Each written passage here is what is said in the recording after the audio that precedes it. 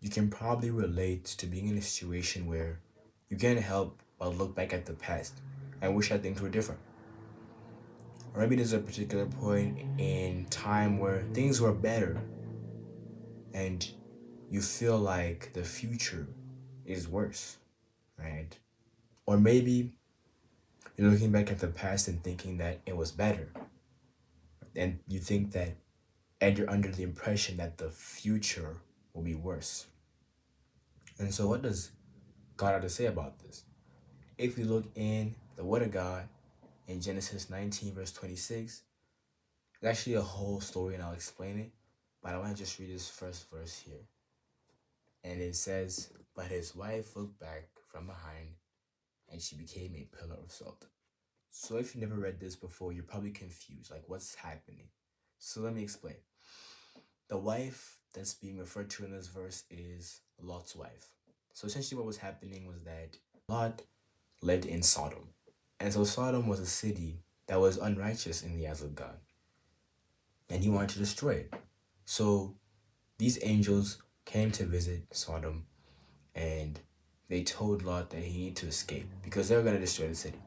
So after a while of some things happening, he finally escaped with his wife, and yeah, I think it was just the two of them.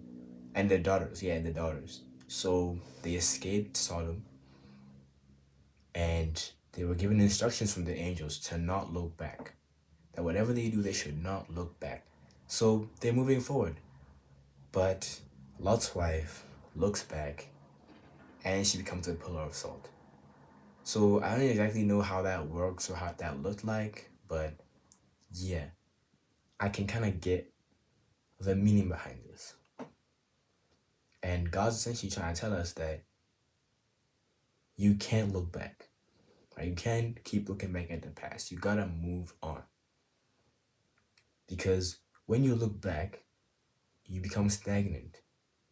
You can't move forward if you're looking back, right?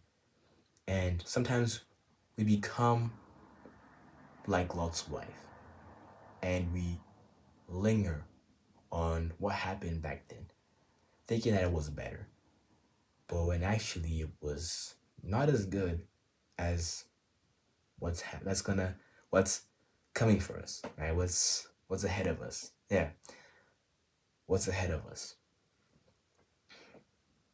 What we need to do, and as hard as it is, we need to be like Lot. Because just think about it. Lot basically lost his wife, right? Because she failed to follow God's instruction to just keep looking forward. She chose the past over the future. And because of that, she's gone. And Lot just had to keep looking forward.